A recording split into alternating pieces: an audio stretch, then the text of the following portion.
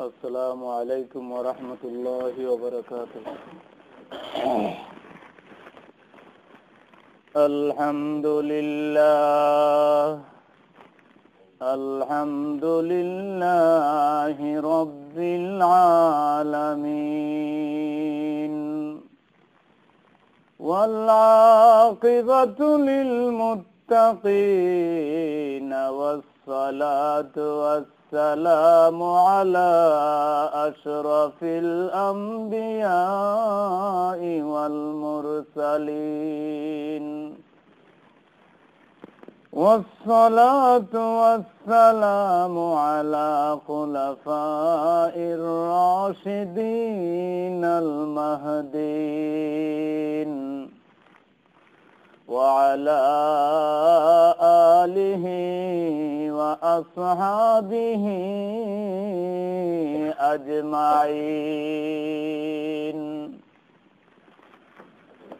أما بعد، فقد قال الله تعالى في كلامه المجيد وفي فرقانه الحميد: أعوذ بالله من الشيطان الرجيم.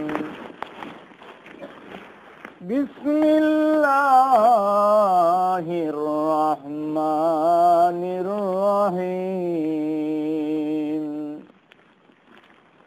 ألا إن أولياء الله لا خوف عليهم ولا هم يحزنون. قال الله تعالى في آية أخرى: أطيعوا الله وأطيعوا الرسول وأولي الأمر منكم. قال الله تعالى في شان حبيبه ومحبوبه مخبرا وآمرا: إن الله وملائكته يصلون على النبي يا أيها الذين آمنوا صلوا عليه وسلموا تسليما.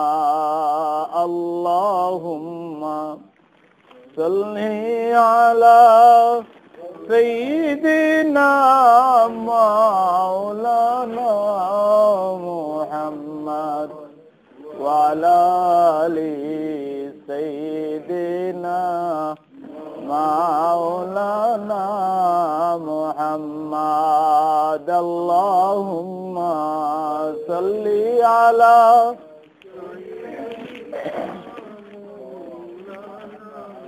محمد وعلى آل سيدنا।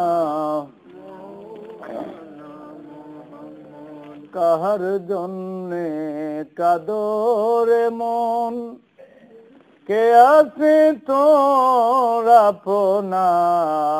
কাহার জন্যে কাদরে মন, কে আছে তোর আপনা। বিপদের কান্ডারি নবীজি শুয়ে আছেন মদিনা। আল্লাহুম্মা সাল্লি আলা সাইয়্যিদিনা মাওলানা মুহাম্মদ ওয়া আলা আলি সাইয়্যিদিনা মাওলানা। নবীর জন্য যার দিল ভাই এদরাতে কান্দে না নবীর জন্য যার দিল ভাই এদরাতে কান্দে না রোজ হাসরে ভাইজান তারা নবীজির দেখা পাবে না আল্লাহুম্মা সাইয়্যিদিনা মাওলানা মুহাম্মদ ওয়া আলা আলি সাইয়্যিদিনা লা ইলাহা ইল্লাল্লাহ লা ইলাহা ইল্লাল্লাহ লা ইলাহা ইল্লাল্লাহ লা ইলাহা ইল্লাল্লাহ লা ইলাহা ইল্লাল্লাহ লা ইলাহা সুবহানাল্লাহ ওয়ালহামদুলিল্লাহ লা ইলাহা ইল্লাল্লাহ সুবহানাল্লাহ ওয়ালহামদুলিল্লাহ লা ইলাহা ইল্লাল্লাহ লা ইলাহা ইল্লাল্লাহ লা ইলাহা হাসবি রব্বি জাল্লাল্লাহ মা ফি কলবি গায়রুল্লাহ হাসবি রব্বি জাল্লাল্লাহ মা ফি কলবি গায়রুল্লাহ নূর মুহাম্মদ সাল্লাল্লাহ লা ইলাহা লা ইলাহা ইল্লাল্লাহু মুহাম্মাদুর রাসূলুল্লাহ সাল্লাল্লাহু আলাইহি ওয়াসাল্লাম বালাগাল উলা বিকামালিহি কাশাফাদ দুজা বিজামালিহি হাসনাত জামিউ খিসালিহি সাল্লু আলাইহি ওয়া আলিহি আল আখির উপস্থিত শ্রদ্ধাভাজন মুরব্বিয়ানে কেরাম প্রিয় যুবক ভাইরা পর্দানশীল আমার সম্মানিত মা এবং বোনেরা আল্লাহ পাকের দরবারে আমরা নত শিরে কালিমাতুশ শুকুর আদায় করছি আল্লাহ পাককে ধন্যবাদ জানাচ্ছি যে আল্লাহ তাবারাকা ওয়া তাআলা এই পবিত্র জুমাবারে তার হুকুম পালনের নিমিত্তে আমাদেরকে মসজিদে আসার ও বসার তৌফিক যে মাবুদ আমাদেরকে দান করেছেন আসুন ওই মাবুদের দরবারে শুকরিয়া জানিয়ে একটিবার পড়ছি আলহামদুলিল্লাহ। জুমাবার হচ্ছে এমন একটা দিন, এটা হচ্ছে সপ্তাহের মধ্যে সর্বশ্রেষ্ঠ একটা দিন। এটা এমন একটা দিন যে দিনে আল্লাহ পাক তামাম পৃথিবী সৃষ্টি করেছেন, জুড়ে বলুন সুবহানাল্লাহ। এমন একটা দিন যে দিনে আল্লাহ পাক আদম আলাইহিস সালামকে বেহেশতের মধ্যে প্রবেশ করিয়েছিলেন। এটা এমন একটা দিন যে দিনে আল্লাহ পাক আবার আদম আলাইহিস সালামকে বেহেশত থেকে বের করে দিয়েছিলেন। জুমাবার এমন একটা দিন যে দিন হচ্ছে গরিব মিসকিনদের জন্য হজের দিন, জুড়ে বলুন সুবহানাল্লাহ। কারণ গরিব মিসকিনরা দূর গিয়ে মক্কা মদিনা গিয়ে হজ করা উমরা করা সম্ভব নয়, সেজন্য নবীজি গরিব মিসকিনদের একটা হজের ব্যবস্থা করে দিয়েছেন। ইয়াউমুল জুমাতু ইয়াউমুল হজ লিল ফুকারা ওয়াল মাসাকিন। জুমাবার হচ্ছে গরিব মিসকিনদের জন্য হজের দিন। অন্য হাদিসে বলা হয়েছে ইয়াউমুল জুমাতু ইয়াউমুল ঈদ। জুমাবার হচ্ছে আমাদের ঈদের দিন, জুড়ে বলুন সুবহানাল্লাহ। ঈদ বলতে আমরা মনে করি ঈদুল আযহা, ঈদুল ফিতর, আসলে তা না। অনেকটা ঈদ আছে, এর মধ্যে জুমাবার আমাদের জন্য একটা ঈদের দিন, নবীজি বলেছেন। যেই দিনে দয়াল নবীজি আগমন করেছেন এই বিশ্ববাসীকে আনন্দিত করেছেন, সেই দিনটাও আমাদের জন্য ঈদের দিন। শুরু বলুন সুবহানাল্লাহ। ঈদ মানে খুশি, ঈদ মানে আনন্দ। যেদিন আমরা দুনিয়ার জমিনে আগমন করেছিলাম, ওই দিনটাও স্পেশালি আমাদের নিজেদের জন্য একটা ঈদের দিন। শুরু বলুন সুবহানাল্লাহ। তো জুমাবার এমন একটা দিন, যেই দিনের প্রস্তুতি নেবার জন্য নবীজি বলেছেন, আমার উম্মতেরা জুমাবারের প্রস্তুতি তোমরা বৃহস্পতিবারে নিও। ফিরে বলুন সুবহানাল্লাহ। জুমাবার আসলে দামি একটা দিন। এই দিনে ফেরেশতাগণ দরজার মধ্যে দাঁড়ায়া মুসল্লিদের অপেক্ষা করতে থাকে, এবং যিনি সবার আগে আসেন তার নাম তারা তালিকাভুক্ত করে, যিনি আগে আসেন তার নামটা আগে লিখেন, এবং তার আমল নামায় একটা উট কুরবানির সওয়াব লিখে দেন। এরপরে যিনি আসেন তার নাম লিখে তার আমল নামায় একটা গরু কুরবানির সওয়াব লিখে দেন। এরপরে যিনি আসেন তার আমল নামায় একটা ছাগল কুরবানির সওয়াব লিখে দেন।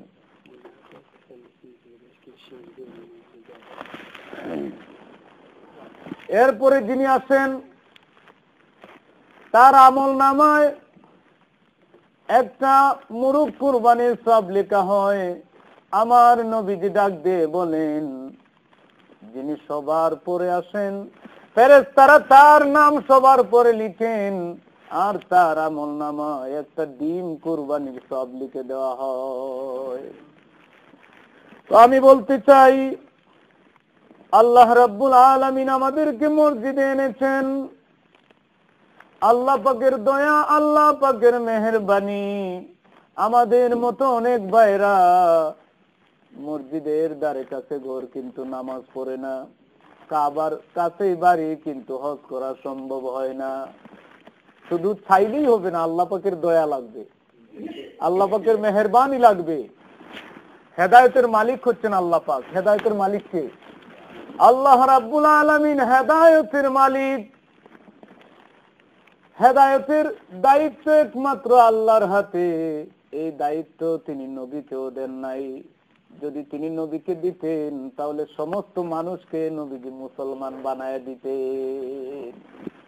নবীজি নিজের চাচাকেও মুসলমান বানানো সম্ভব হয়নি, অনেক চেষ্টা করেছেন। শেষ পর্যন্ত আল্লাহ পাক ঘোষণা দিলেন, বন্ধু ইন্নাকা লা তাহদি মান আহবাবতা, তুমি যাকে চাও তাকে তুমি হেদায়েত দিতে পারবে না। ইন্নাল্লাহা ইয়াহদি মান ইয়াশা, আমি আল্লাহ যাকে চাই তাকে হেদায়েত দিতে পারি। জোরে বলুন সুবহানাল্লাহ। তো আল্লাহ পাকের দয়া, আল্লাহ পাক এমন এক নবীর উম্মত বানিয়েছেন, এমন এক নবীর অনুসারী বানিয়েছেন, যেই নবীর স্বভাব যেমন সুন্দর, সেই নবীর চেহারা তার চেয়ে আরো সুন্দর। জোরে বলুন সুবহানাল্লাহ। নবীজি পূর্ণিমার চাঁদের চেয়ে সুন্দর। একদিন নবীজি মসজিদে নববীতে বসে আছেন, নূরানি চেহারা, গোটা মসজিদ আলোকিত হয়ে গেল। এক সাহাবী চোখ পড়ল সেদিকে, নবীজির চেহারার কাছে আকাশের চাঁদ মলিন হয়ে যায়, নবীজির চেহারার কাছে আকাশের সূর্যের আলো নিভে যায়। জোরে বলুন সুবহানাল্লাহ, মলিন হয়ে যায়। ওই সাহাবী দৌড় দিয়ে যায় আর চিৎকার করে বলে, কিয়ামত হয়ে গেছে, কিয়ামত হয়ে গেছে। আরেকজন সাহাবী ডাক দিয়ে বলেন, কি ব্যাপার, কিসের কিয়ামত হয়েছে? কই কিয়ামত হয়েছে, আকাশের সূর্য তো দেখা যাচ্ছে না। কই কে বলছে আকাশে সূর্য নাই? ভালো করে তাকায় দেখো। ভালো করে যখন তাকালেন দেখলেন আকাশে সূর্য আছে। তাহলে কেন বলছো কিয়ামত হয়ে গেছে? কই আকাশে সূর্য আছে, তাহলে মসজিদে নববীর ভিতরে ওইটা কি দেখা যায়? গোটা মসজিদ আলোকিত। কই এইটা তুমি চিনো না? উনি তো আর কেউ নয়, উনি হচ্ছেন রহমতের নবী মুহাম্মদুর রাসূলুল্লাহ। নবীজির চেহারা পূর্ণিমার চাঁদের চেয়ে সুন্দর। এই নবী পেয়ে আমরা খুশি না বেজার? এই নবী পেয়েছি, নবীজির নাম নূর, আমার আল্লাহর নাম নূর। নবীজি যে উপহার আমাদের জন্য নিয়ে এসেছেন কোরআন মাজিদ, সেই কোরআনের নামটাও হচ্ছে নূর। নবীজি আমাদেরকে যে ধর্ম দিয়েছেন ইসলাম, সেই ইসলামের নামও নূর। কারণ ইসলাম ধর্মের পরিপূর্ণ অনুসারী যারা, তারা নূরের রাস্তা পাওয়া যায়, তারা আলোর রাস্তা পায়। নূর মানে আলো, লাইট। কোরআন মানে নূর। কোরআন যারা ফলো করে, কোরআন যারা অনুসরণ করে, তারা আলোর রাস্তা পায়। কোরআনের কাজ হলো লিতুখরিজান নাসা মিনাজ যুলুমাতি ইলান নূর। কোরআনের কাজ হলো মানুষকে অন্ধকারের রাস্তা থেকে আলোর রাস্তা দেখাবে। জোরে বলুন সুবহানাল্লাহ। এই কোরআনে সব কিছুর বিস্তারিত বর্ণনা আছে। কেউ যদি ইতিহাস বেত্তা হতে চায়, আমি বলবো কোরআন রিসার্চ করো, কোরআনের মধ্যে ইতিহাসের আলোচনা আছে। জোরে বলুন ঠিক কিনা? কোরআনের মধ্যে হাজার হাজার বছর আগের কাহিনী আছে। কোরআনের মধ্যে আদম আলাইহিস সালামের জীবন কাহিনী আছে, সব নবীদের কাহিনী আছে, সব নবীদের কাহিনী আছে। কোরআনের মধ্যে সুলাইমান আলাইহিস সালামের কাহিনী আছে, দাউদ আলাইহিস সালামের কাহিনী আছে। কোরআনের মধ্যে ইউসুফ জুলাইখার জীবন কাহিনী আছে। জোরে বলুন আছে কিনা? সূরা ইউসুফে তাদের পুরা জীবন বৃত্তান্ত বিস্তারিতভাবে বর্ণনা করা হয়েছে। কোরআনের মধ্যে বিজ্ঞানের আলোচনা আছে। আমি বলবো কেউ যদি সায়েন্টিস্ট হতে চায়, কেউ যদি বিজ্ঞানী হতে চায়, আমি বলবো কোরআন রিসার্চ করো। জোরে বলুন সুবহানাল্লাহ। কোরআনের মধ্যে ইঞ্জিনিয়ারিং এর আলোচনা আছে। কোরআনের মধ্যে পারিবারিক আলোচনা, কোরআনের মধ্যে সামাজিক আলোচনা, কোরআনের মধ্যে একটা রাষ্ট্র কিভাবে গঠন করবেন, রাষ্ট্র কিভাবে চালাবেন, সেই আলোচনা বিস্তারিতভাবে কোরআনে দেওয়া আছে। যে রাষ্ট্রের মধ্যে কোরআন অনুযায়ী আইন চলে, কোরআন অনুযায়ী জীবন গঠন করা হয়, সেই রাষ্ট্রের মধ্যে অশান্তি থাকতে পারে না। বাংলাদেশের মধ্যে অশান্তি কেন? তার প্রথম কারণ হচ্ছে বাংলাদেশের প্রধানমন্ত্রী হচ্ছেন মহিলা। এর বলুন কথা ঠিক কিনা? প্রথম সমস্যা তো এখানে। আমার নবীজি বলেছেন, জেনে রাখো, যেই রাষ্ট্রের প্রধান হয়ে যান মহিলা, সেই রাষ্ট্রের মধ্যে আল্লাহর গজব নাজিল হয়ে যায়। আমি বলতে চাই, কোরআন অনুযায়ী যদি, কোরআনকে যদি কেউ সংবিধান হিসাবে মেনে নিতে পারে, তার জীবনটা ধন্য হয়ে যায়। দূরে বলুন কথা ঠিক কিনা? কোরআনের মধ্যে আল্লাহর ওলি কিভাবে হবেন, আল্লাহর বন্ধু কিভাবে হবেন, সেই তরিকা বিস্তারিত ভাবে দেওয়া আছে। দূরে বলুন কথা ঠিক কিনা? আজকে আল্লাহর ওলিদের সম্পর্কে কিছু কথা বলবো। এ ব্যাপারে একটা আয়াতখানা আমি কোরআন থেকে আপনাদের সামনে পেশ করেছি। কোরআনের মধ্যে ওলি কিভাবে হবেন, আল্লাহর ওলি যদি হতে চান, আপনার আমার মধ্যে প্রথম কন্ডিশন কি, প্রথম শর্তটা কি, এটা আমাদের জানতে হবে। আমরা আল্লাহর ওলি হতে চাই কি চাই না? সকলেই আমরা চাই আল্লাহর ওলি হব, আল্লাহর ফ্রেন্ড হব, আল্লাহর বন্ধু হব। কিন্তু আল্লাহর ওলি হতে হলে কি শর্ত থাকতে হবে, সেগুলি তো আমাদের জানা দরকার। ওলিদের ব্যাপারে আমার আল্লাহ বলেন, আলা ইন্না আউলিয়া আল্লাহ লা খাউফুন আলাইহিম ওয়ালা হুম ইয়াহজানুন। আল্লাহ পাক বলেন, আমার ওলিদের ব্যাপারে সাবধান হয়ে যাও, অর্থাৎ এদের সাথে বেয়াদবি করো না। কারণ দুনিয়াতে তাদের কোনো ভয় নাই, আখেরাতে তাদের জন্য কোনো টেনশন নাই, চিন্তা নাই। জোরে বলুন সুবহানাল্লাহ। যারা আল্লাহর ওলি হতে পেরেছে, দুনিয়াতে তাদের কোনো ভয় নাই, আখেরাতেও কোনো চিন্তা নাই। এবার ওলি হব কিভাবে? ওলি হতে হলে আমাদের প্রথম শর্তটা কি? সূরা আলে ইমরানে আল্লাহ পাক বলেছেন, আল্লাহ রাব্বুল আলামিন বলেছেন, আল্লাহু ওয়ালিয়ুল্লাযিনা আমানু। আল্লাহ বলেন, আমি হচ্ছি তাদের ওলি যারা ঈমানদার। জোরে বলুন সুবহানাল্লাহ। প্রথম শর্ত হলো ঈমান ঠিক, আকীদা ঠিক। যাদের ঈমান ঠিক আছে, আকীদা ঠিক আছে, আল্লাহকে আল্লাহর পজিশনে রাখে, রাসূলকে রাসূলের পজিশনে রাখে, সাহাবীদেরকে যথোপযুক্ত মর্যাদা দেয়, সাহাবী এবং আমাদের মধ্যে সমান মনে করে না। আমার নবীজি বলেছেন, দুনিয়ার মানুষ আমার একজন আদনা সাহাবীর নেক যদি এক পাল্লায় দেওয়া হয়, আর তামাম পৃথিবীর সমস্ত লোকের নেক যদি অন্য পাল্লায় দেওয়া হয়, তবু আমার ওই আদনা সাহাবীর নেকির পাল্লা ভারী হয়ে যাবে। আমার নবীজি বলেছেন, আসহাবি কান নুজুম, my friends all are like the stars. আমার সকল সাহাবী, আমার সকল বন্ধু হচ্ছেন আকাশের এক একটা তারার মতো। জোরে বলুন সুবহানাল্লাহ। বিআইহিম ইক্তাদাইতুম ইহতাদাইতুম। যারা আমার কোন একজন সাহাবীকে মানবে সে ব্যক্তি সঠিক রাস্তা পাওয়া যাবে। অন্য হাদিসে আমার নবীজি বলেছেন, আসহাবি আসহাবি কুল্লুকুম উদুল। আমার সমস্ত সাহাবীরা হচ্ছেন ন্যায় পরায়ণ, আমার সমস্ত সাহাবীরা হচ্ছেন ন্যায় বিচারক। জোরে বলুন সুবহানাল্লাহ। আমি বলতে চাই, ঈমান এবং আকীদা ঠিক করতে হবে। সাহাবীকে সাহাবীদের মর্যাদা, আমার নবীকে নবীর মর্যাদায় রাখতে হবে। নবীকে যদি বলা হয় আমি যেমন নবীও তেমন, তাহলে তো ঈমান আকীদায় প্রবলেম হয়ে গেল। জোরে বলুন কথা ঠিক কিনা? এজন্য আল্লাহ বলেন, আমি হচ্ছি তাদের ওলি। আল্লাহু ওয়ালিউল্লাযিনা আমানু। আমি হচ্ছি তাদের ওলি যাদের প্রথম কন্ডিশন তাদের ঈমান ঠিক হবে, তাদের আকীদা ঠিক হবে। যাদের ঈমান ভালো তাদেরকে আমি কি করি? ইউখরিজুহুম মিনাজ যুলুমাতি ইলান নূর। তখন আমার দায়িত্ব হয়ে যায় আমি আমার ওলিদেরকে আলোর রাস্তা দেখায়া দেই।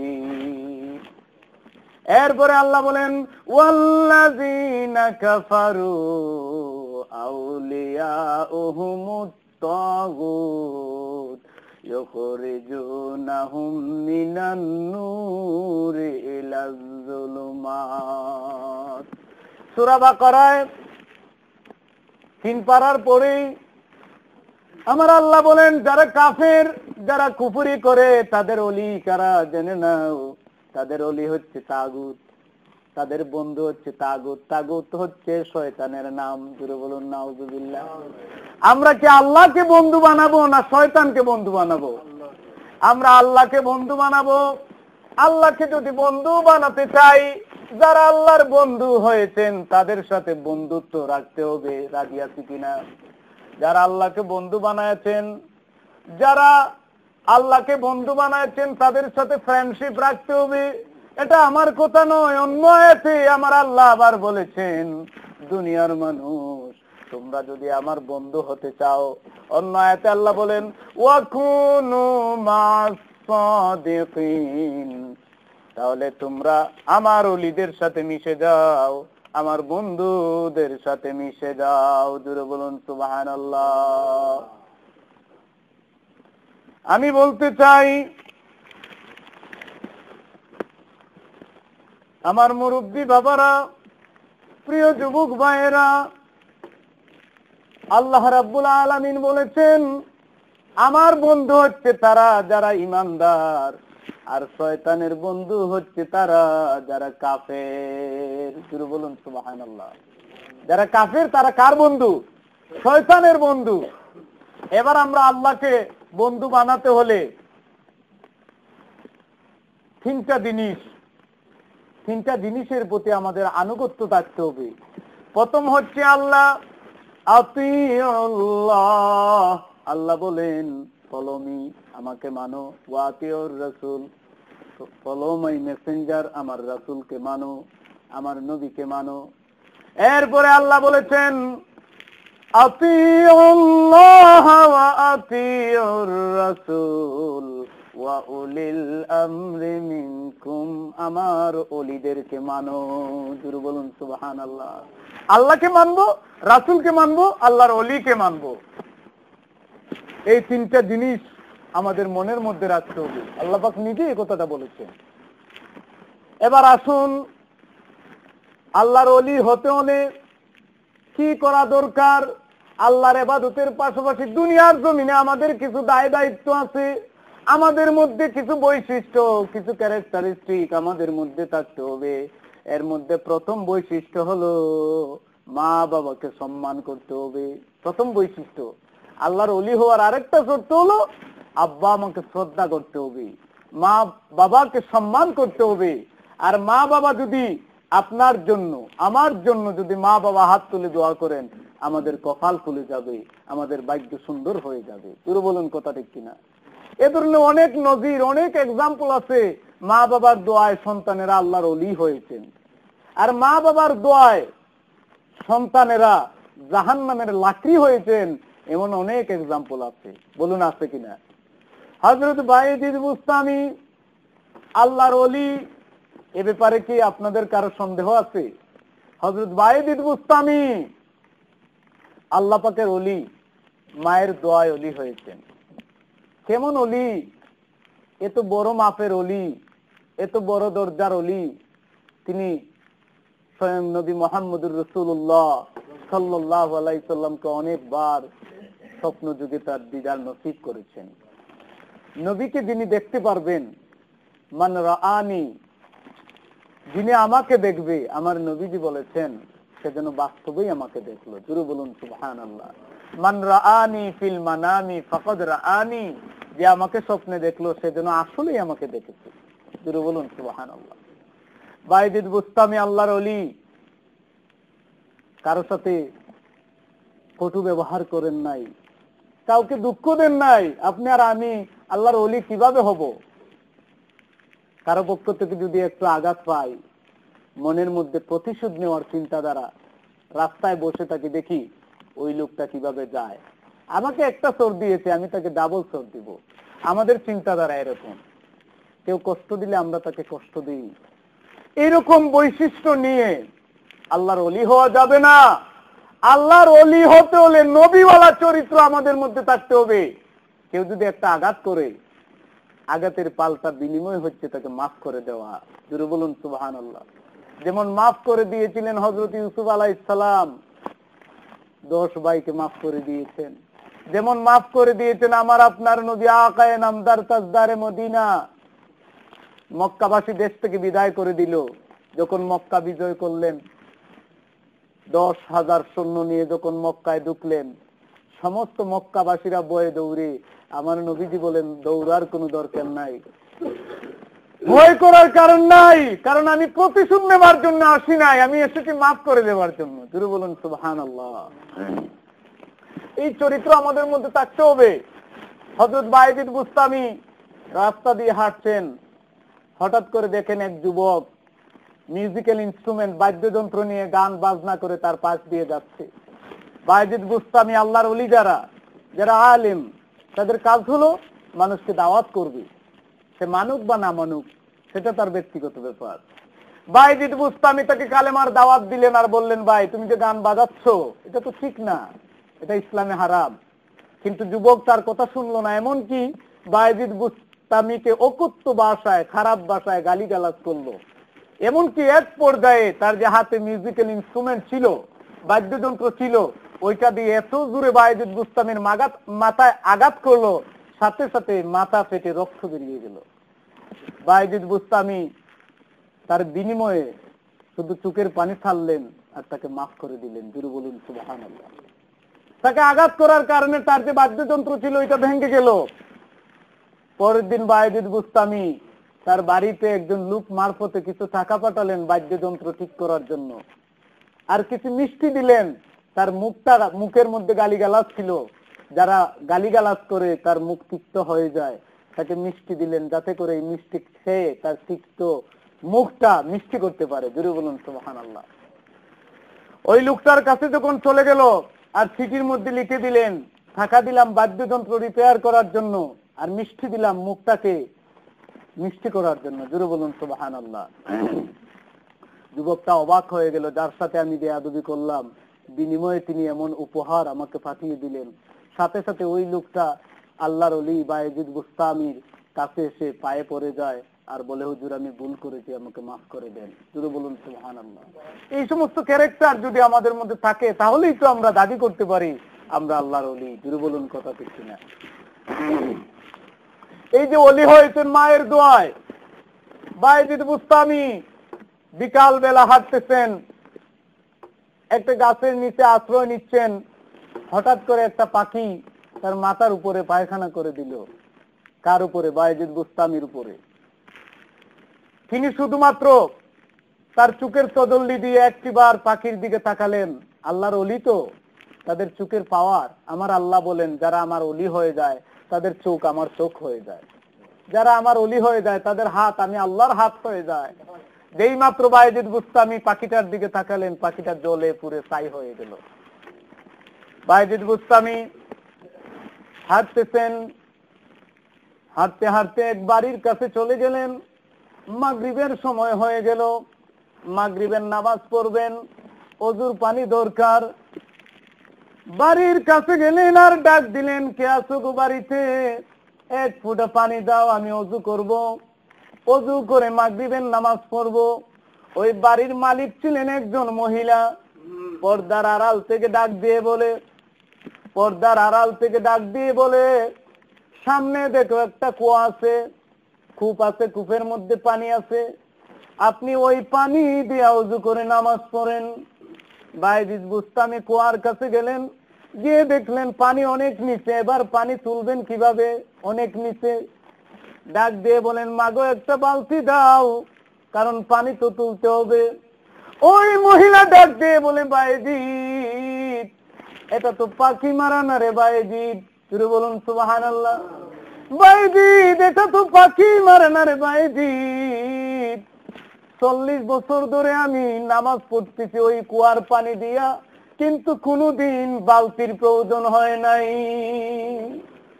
বায়েজিদ অবাক হয়ে গেলেন, কি ব্যাপার, কার বাড়িতে আসলাম? উনি তো আমার চেয়ে আরো বড়। শুরু বলুন সুবহানাল্লাহ। এখানে আরেকটা জিনিস শিখা দরকার, নিজকে সব সময় ছোট মনে করতে হবে, মনে করতে হবে যে আমি কিছু জানি না। বিজ্ঞানী নিউটন এত বড় বিজ্ঞানী, তিনি বলেছিলেন, আমি জ্ঞানের কেবল উপল খণ্ড খুঁজিয়ে গেলাম, জ্ঞানের বিশাল সাগর আমার সামনে পড়ে আছে। এইটা আমাদের মধ্যে থাকতে হবে। বায়েজিদ অবাক হয়ে গেলেন। মহিলা পরামর্শ দেয়, সাজেশন দেয়, আমি একটা পরামর্শ দিচ্ছি, তুমি আল্লাহর ওলি, তুমি তোমার জবান দিয়ে এক ফোঁটা থুতু কুয়ার মধ্যে ফেলে দাও। যখন বায়েজিদ এক ফোঁটা থুতু কুয়াতে ফেলে দিলেন, নিচের পানি লাফ দিয়ে উপরে উঠে গেল। এই হচ্ছে আল্লাহর ওলিদের কারামত, কারামাতুল আউলিয়া হক। আল্লাহর ওলি যারা, আল্লাহর বন্ধু যারা, তাদের কারামত সত্য, এ ব্যাপারে কি কোনো সন্দেহ আছে? সুতরাং বোঝা গেল আল্লাহর ওলি পুরুষও হতে পারে, মহিলারাও হতে পারে। কত বড় ওলি! এমন এক মহিলা যার নাম হযরত তাপসী রাবেয়া বসরি, আল্লাহর ওলি, এ ব্যাপারে সন্দেহ আছে? আল্লাহর ওলি তাপসী রাবেয়া বসরির জীবন কাহিনী পড়ুন, মনটা নরম হয়ে যাবে। গরিব মহিলা পড়ার বাড়ি কাজ করতেন, দুনিয়ার আনন্দ আহ্লাদ তার মধ্যে ছিল না। তিনি শুধু আল্লাহর প্রেমিকা ছিলেন, আল্লাহকে চাইতেন, আল্লাহ ছাড়া কিছু বুঝেন না, আমার নবী ছাড়া কিছু বুঝেন না। বলুন সুবহানাল্লাহ। তাপসী রাবেয়া বসরি আল্লাহর ইবাদত এমন ভাবে করতেন, পরের বাড়ি কাজ করতেন, কিন্তু আমার আল্লাহকে বলেন নাই। গভীর রজনীতে রাতের বেলা দাঁড়ায়া দাঁড়ায়া 1000 রাকাত নামাজ পড়তেন প্রত্যেকটা রাতে। 1000 রাকাত নামাজ পড়ে গভীর রজনীতে সবাই যখন ঘুমিয়ে যেত, তাপসী রাবেয়া বসরি দুটি হাত আল্লাহর দরবারে বাড়ায় দিতেন আর বলতেন, মাবুদ আমি তো দুনিয়া চাই না। এমন একটা মুহূর্তে মানুষ বিভিন্ন ভাবে আনন্দ উপভোগে লিপ্ত, ঘুমটাও একটা আনন্দ, একটা আরাম। যারা সঠিকভাবে ঘুমায় না তাদের স্বাস্থ্য নষ্ট হয়ে যায়। জোরে বলুন কথা ঠিক কিনা? মানুষ আরাম করছে, কিন্তু আমি তোমার এমন এক বান্দি, তোমার দরবারে মিনতি জানাই, আমি দুনিয়ার আরাম আয়েশকেই বিসর্জন দিয়েছি একমাত্র তোমাকে খুশি করার জন্য। জোরে বলুন সুবহানাল্লাহ। তোমাকে ডাকি, তোমার ইবাদত করি, আমি তোমার ইবাদত করি। যদি জান্নাত পাওয়ার আশায় ইবাদত করি, আমাকে জান্নাতে দিও না, জান্নাত থেকে বঞ্চিত করিও। আর যদি জাহান্নামের আগুন ডরায়া আমি ইবাদত করি, জাহান্নামের আগুনে আমারে ফালাইয়া দিও। আর যদি তুমি মাওলাকে পাবার জন্য ইবাদত করি, তুমি মাওলা, আমি রাবেয়ার জন্য হয়ে যাও। আল্লাহ যার জন্য হয়ে যান, তার কোনো ভয় নাই, কোনো চিন্তা নাই। মাল্লাহুল মাওলা ফালাহুল কুল। আমার আল্লাহ বলেন, আমি আল্লাহ যার হয়ে যাই, দুনিয়ার সমস্ত কিছু তার হয়ে যায়। তাপসী রাবেয়া বসরি আল্লাহর ওলি, নফল ইবাদত করে করে আল্লাহর ওলিত্বের মর্যাদা পেয়ে যান। ফরজ ইবাদতের পাশাপাশি যদি নফল ইবাদত থাকে, আমার আল্লাহ বলেন সে ব্যক্তি আমার কুরবাত হাসিল করে। ফরজ ইবাদতের কারণে আপনি উজরত পাবেন, পুরস্কার পাবেন। আর পাশাপাশি যদি নফলটা করতে পারে, আমাদের ডিগ্রি বেড়ে যাবে, আল্লাহর কুরবত পাবো। কুরবত মানে নৈকট্য, কুরবত মানে নৈকট্য হাসিল করতে পারবো। আমরা উজরত চাই না, আল্লাহর কুরবত চাই। আমরা আল্লাহকে চাই যিনি উজরত দিবেন, যিনি প্রতিদান দিবেন। সুতরাং আমরা পুরস্কারের প্রত্যাশা না করে সরাসরি যিনি পুরস্কার দিবেন তাকে চাই। জুড়ে বলুন রাজি আছি কিনা? আল্লাহ রাব্বুল আলামিন তাপসী রাবেয়ার হয়ে গেলেন, রাবেয়া বসরির হয়ে গেলেন, এমন ভাবে হয়ে গেলেন। একবার তাপসী রাবেয়া বসরি স্বপ্ন যুগে দেখলেন আমার নবীজি তার সামনে হাজির হয়ে গেছে। আমার নবীজি ডাক দিয়ে বলেন, ও রাবেয়া, তোমাকে আমি প্রশ্ন করতে চাই, বলো তুমি কি আমাকে ভালোবাসো? রাবেয়া বসরি ডাক দিয়ে বলে, ইয়া রাসূলুল্লাহ, ইয়া হাবিবাল্লাহ, কে আছে আপনাকে ভালোবাসবে না? দুনিয়ায় যে আপনাকে ভালো না বাসে, তার মতো পাগল আর কেউ নাই, তার মতো বুকার কেউ নাই। তবে হে রাসূল, আমি আপনাকে একটা স্বীকৃতি দিতে চাই, যে জায়গায় আমি আমার আল্লাহকে দিয়েছি, যে জায়গায় আমি আমার প্রভুকে রেখেছি, ওই জায়গায় আমি আর কাউকে স্থান দিতে পারি না।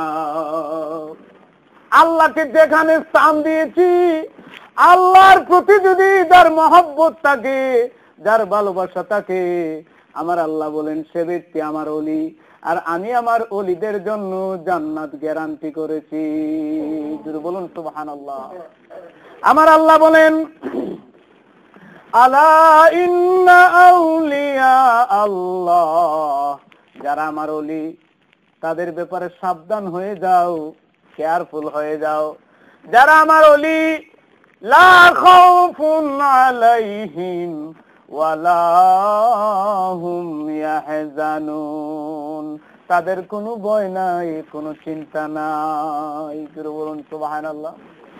আল্লাহর ওলি তাপসী রাবেয়া বসরি মহিলা মানুষ, ফুরাত নদীর তীরে বসে বসে ধ্যান করছেন, চিন্তা করছেন আল্লাহকে নিয়ে, রাসূল নিয়ে, আখিরাত নিয়ে চিন্তা করা দরকার। যারা এই বিষয় নিয়ে চিন্তা করে তারা আল্লাহকে বলতে পারে না, আল্লাহর ইবাদত করতে পারে না। তাপসী রাবেয়া বসরি ফুরাত নদীর তীরে বসে ধ্যান করছেন। সেখানে পৌঁছে গেলেন আল্লাহর আরেক ওলি হাসান বসরি। কে পৌঁছে গেলেন? হাসান বসরি সেখানে পৌঁছে গেলেন, কথা বলার চেষ্টা করলেন। তাপসী রাবেয়া বসরির ধ্যান ভেঙে গেল। আমার নবীজিও ধ্যান করতেন কিনা? এটা হচ্ছে মারিফতের একটা পরিচয়। যারা আল্লাহকে নিয়ে গবেষণা করে, যারা আল্লাহর সৃষ্টি নিয়ে গবেষণা করে, আমার নবীজি বলেছেন যারা 1 ঘন্টা চিন্তা করবে, তার আমল নামায় আল্লাহ পাক 70 বছর ইবাদতের সওয়াব দিয়ে দেন। আল্লাহকে নিয়ে চিন্তা করুন, রাসূল নিয়ে চিন্তা করুন। ইব্রাহিম আলাইহিস সালাম এই চিন্তা করতে করতে আল্লাহর পরিচয় পেয়ে গেলেন। জুড়ে বলুন কথা ঠিক কিনা? একবার বলেন চন্দ্র আমার রব, একবার বলেন সূর্য আমার রব, একবার বলেন তারকা আমার রব, শেষ পর্যন্ত প্রকৃত রবের পরিচয় তিনি পেয়ে গেলেন। আল্লাহকে নিয়ে চিন্তা করুন। তাপসী রাবেয়া বসরি আল্লাহর ওলি, চিন্তা করতেছেন। হাসান বসরি সেখানে গিয়া তার ধ্যান ভেঙে দিলেন। একটু পরে তাপসী রাবেয়া বসরি দেখলেন হাসান বসরি ফুরাত নদীর পানির মধ্যে জায়নামাজ বিছায় নামাজ শুরু করে দিয়েছেন। কার ক্ষমতা আছে পানির মধ্যে জায়নামাজ বিছায় নামাজ পড়বেন? সম্ভব? আল্লাহর ওলিদের কারামত। হযরত শাহজালাল জায়নামাজ বিছায় নদী পার হলেন। এ ব্যাপারে কি আপনাদের কোনো সন্দেহ আছে? যাদের উসিলায় আমরা মুসলমান হলাম, আল্লাহর ওলি হযরত শাহজালাল, হযরত শাহপরান, 360 আউলিয়া নিয়ে যদি এখানে না আসতেন, আমরা ইসলামের গন্ধ পেতাম না। তাদের অবদান, তাদের বৈশিষ্ট্য আমরা সিলেটবাসী গৌরবান্বিত, জুড়ে বলুন কথা ঠিক কিনা। হাসান বসরি যায় নামাজ বিছায় নামাজ পড়েন আর বলেন তাপসী রাবেয়া আসো একসাথে নামাজটা পড়ি। তাপসী রাবেয়া বসরি বলেন তুমি নামাজ পড়ো, তবে তোমার সাথে নয়, আমিও নামাজ পড়ার চেষ্টা করি। তাপসী রাবেয়া বসরি দেখা গেল শূন্যের মধ্যে বাতাসের মধ্যে বসে বসে যায় নামাজ বিছায় তিনি নামাজ পড়তেছেন। গুরু বলুন সুবহানাল্লাহ। পানির মধ্যে বর করার দরকার হয় না।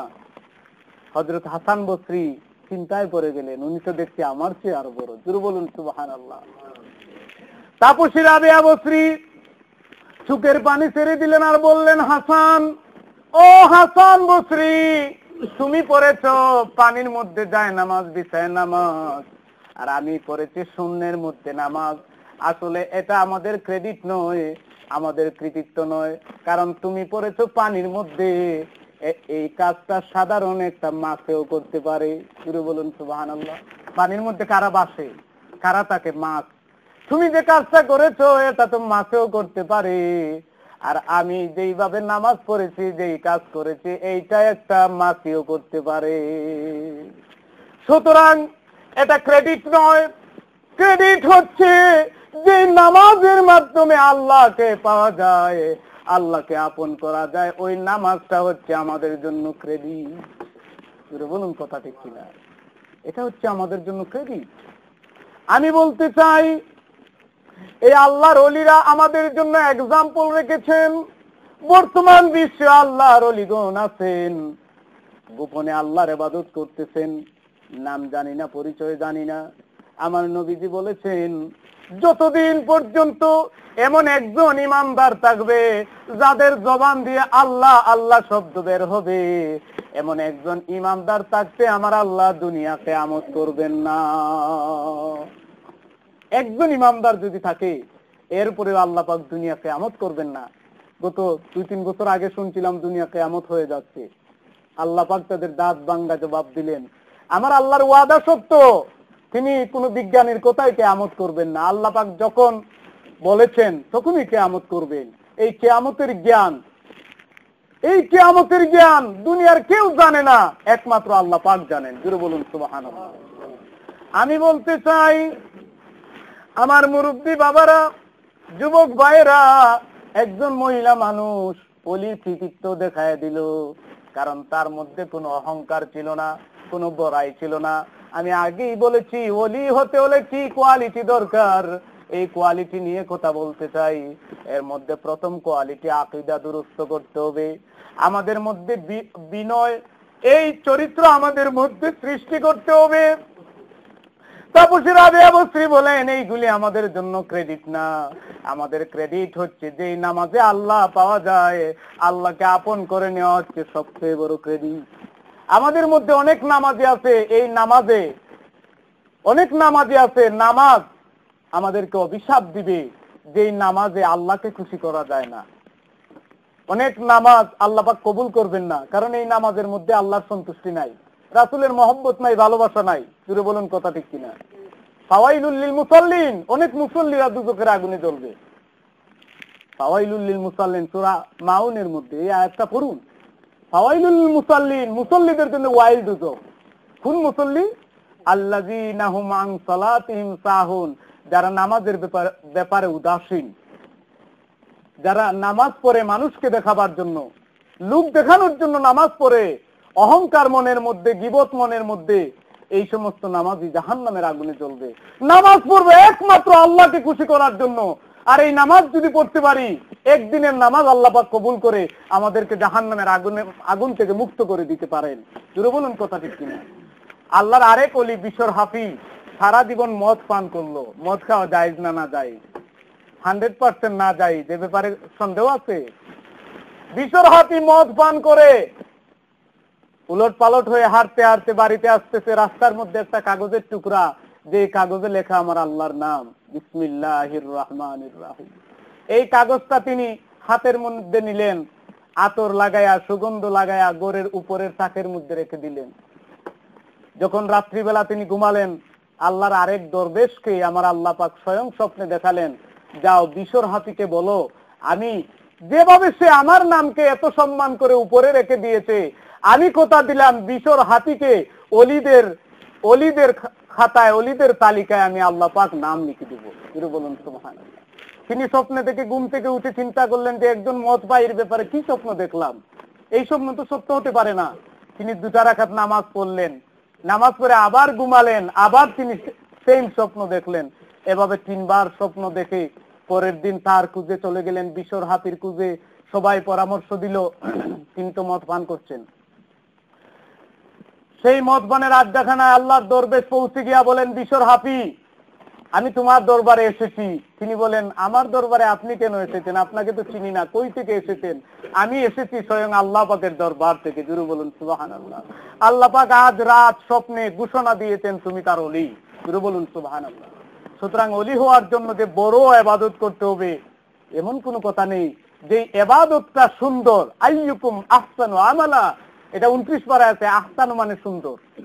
যে ইবাদত সুন্দর, আল্লাহর দরবারে কবুল, সেই ইবাদত, আমার নবীজি বলেছেন ইবাদত যদি কম হয় আর এই ইবাদতের মধ্যে দাইম ও কায়েম থাকতে পারো, সর্বদা ইবাদতটা থাকে এবং মহব্বত থাকে, ওই ব্যক্তিকে আল্লাহ পাক ওলি হিসেবে কবুল করে নেন।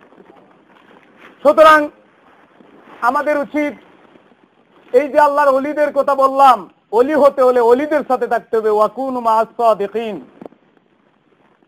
দুনিয়ার জমিনে সবচেয়ে বড় ওলি হচ্ছেন পুরুষদের মধ্যে হযরত আবু বকর। জুরে বলুন সুবহানাল্লাহ। আব্দুল কাদের জিলানী, এরা তো অনেক পরের স্তরে। সবচেয়ে বড় ওলি হলেন হযরত আবু বকর। আর মহিলাদের মধ্যে সবচেয়ে বড় ওলি হলেন হযরত ফাতেমা রাদিয়াল্লাহু তাআলা আনহা, যিনি তার জীবনটা অতিবাহিত করেছেন এত কষ্টের মধ্যে। একবার আমার নবীজি আবু আইয়ুব আনসারীর বাড়িতে গেলেন। আবু আইয়ুব আনসারী কিছু খেজুর নিয়ে আসলেন, কাঁচা, আধা পাকা, পাকা কিছু খেজুর, আর বকরির গোশত, কিছু রুটি। আমার নবীজি ওইগুলি হাত দিয়ে স্পর্শ করলেন আর বললেন, আবু আইয়ুব, বুঝলাম না, ভিন্ন ধরনের খেজুর নিয়ে আসছো, কিছু কাঁচা, কিছু আধা পাকা, কিছু পাকা। আবু আইয়ুব বলে, ইয়া রাসূলুল্লাহ, আমি এই জন্য নিয়ে আসছি, আপনার হাতের ছোঁয়া যদি লাগে আমার খেজুরে, আমার খেজুর গাছের মধ্যে আল্লাহ বরকত দিয়ে দিবেন। আমার নবীজি কিছু বকরির গোশত, কিছু রুটি, রুটির মধ্যে বকরির গোশত রেখে কাগজের মতো পেঁচাইয়া আবু আইয়ুব আনসারীর হাতে দিয়া দিলেন আর বললেন, আবু আইয়ুব, যাও আমার বাড়িতে যাও, এইগুলি দিয়ে আমার ফাতেমাকে দিয়ে আসো, কারণ আমার ফাতেমা 3 দিন ধরে না খেয়ে আছে। জুরে বলুন সুবহানাল্লাহ। আরেক দিনের ঘটনা শুনেন। আমার নবীজি মসজিদে নববীতে বসে আছেন। মা ফাতেমা কিছু রুটি আমার নবীজির কাছে নিয়ে গেল। আমার নবীজি বলেন, ফাতেমা, এই রুটি পাইছো কই? ফাতেমা বলে, আমার আব্বা, আমার ঘরে কিছু আটা ছিল, কিছু জব ছিল, ওইগুলি পিষে রুটি বানালাম। আমার নবীজি খুশি হয়ে রুটি খেলেন আর ফাতেমা ডাক দিয়া বলে, ইয়া রাসূলুল্লাহ, এই যে রুটি আমি খেয়েছি 3 দিন পরে আজকে আমার পেটে এই রুটি ঢুকেছে। আমার নবীজি বলেন, ফাতেমা গো, তুমি যে আমার রুটি আমার পেটের মধ্যে ঢুকায় দিয়েছো, এই রুটি তোমার বাবার পেটে ঢুকেছে 4 দিন পরে। জুরে বলুন সুবহানাল্লাহ। তাদের জীবন কাহিনী, যেই মহিলা জান্নাতি রমণীদের সর্দারিনী হবেন, তিনি তার জীবনটা কিভাবে অতিবাহিত করেছেন, সেগুলি আমাদের জানা দরকার। আল্লাহ রাব্বুল আলামিন আমাদের সবাইকে যেন আমল করার তৌফিক দান করেন। সবাই বলুন আমিন। সাল্লাল্লাহু আলা সাইয়্যিদিনা ওয়া মাওলানা মুহাম্মদ ওয়া আলা আলিহি ওয়া আসহাবিহি ওয়া সাল্লাম। সাল্লাল্লাহু আলা সাইয়্যিদিনা وعلى آله وأصحابه وسلم. صلى الله على سيدنا ومولانا محمد وعلى آله وأصحابه وسلم. যে কথাগুলি বললাম, আল্লাহ পাক যেন আমাদের সবাইকে আমল করার তৌফিক দান করেন। সবাই বলুন আমিন।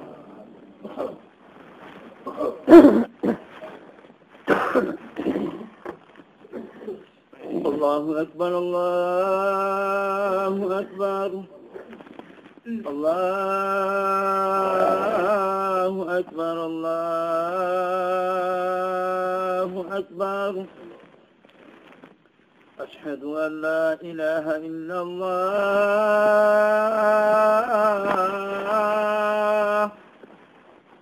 أشهد أن لا إله إلا الله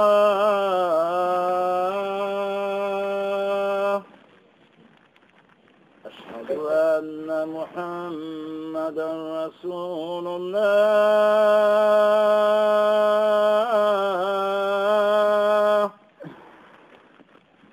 أشهد أن محمدا رسول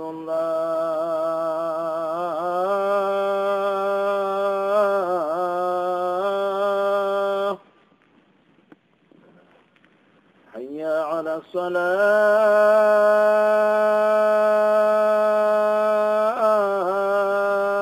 الصلاة حي على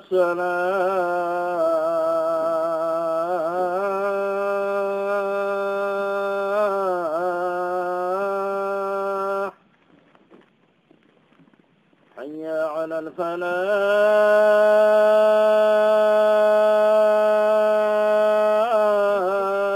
الفلاح حي على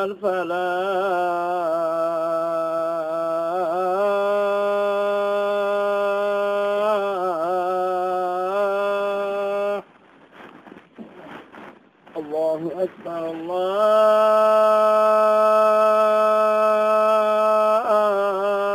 الله أكبر لا إله إلا الله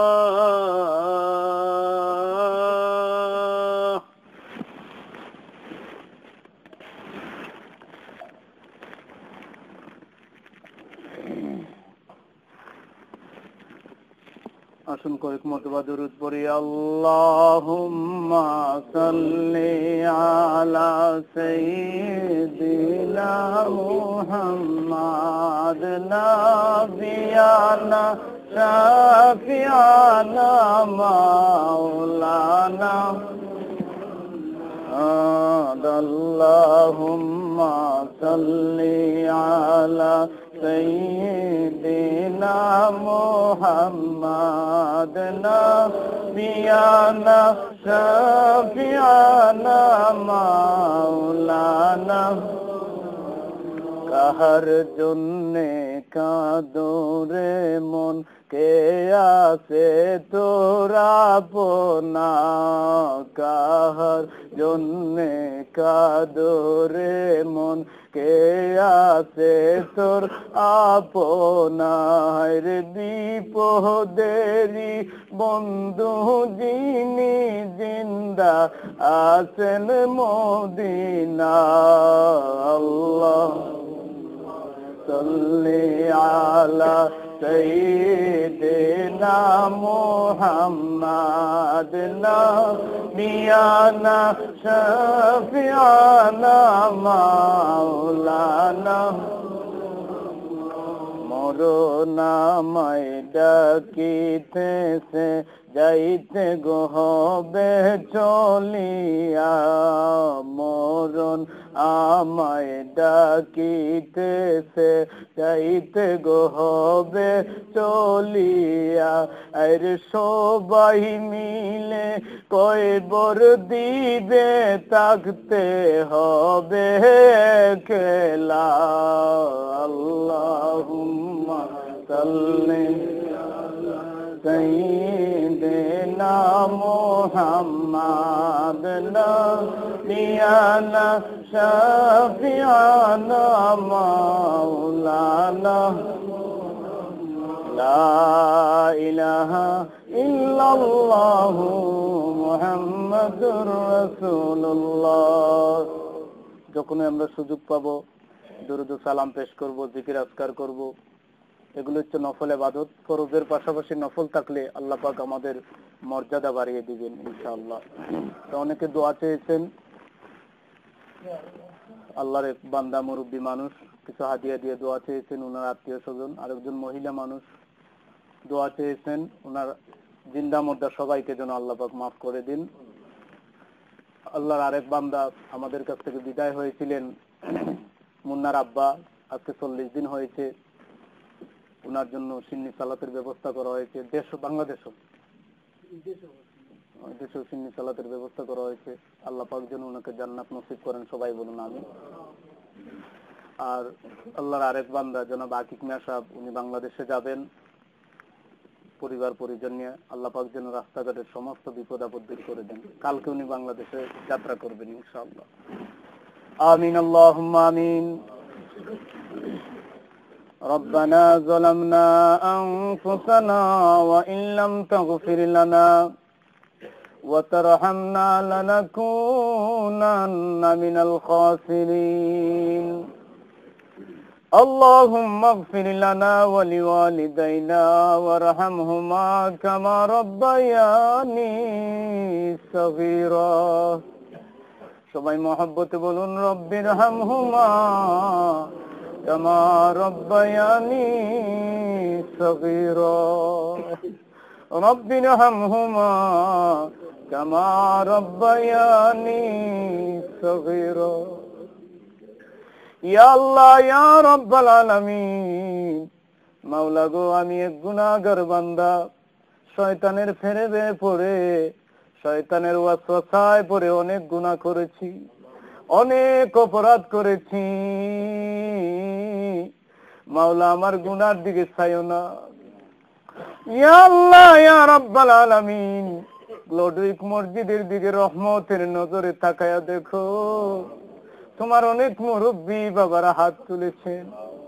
ইয়া আল্লাহ ইয়া রাব্বাল আলামিন, দাড়ি পাকা মুরব্বিয়ান হাত তুলেছেন।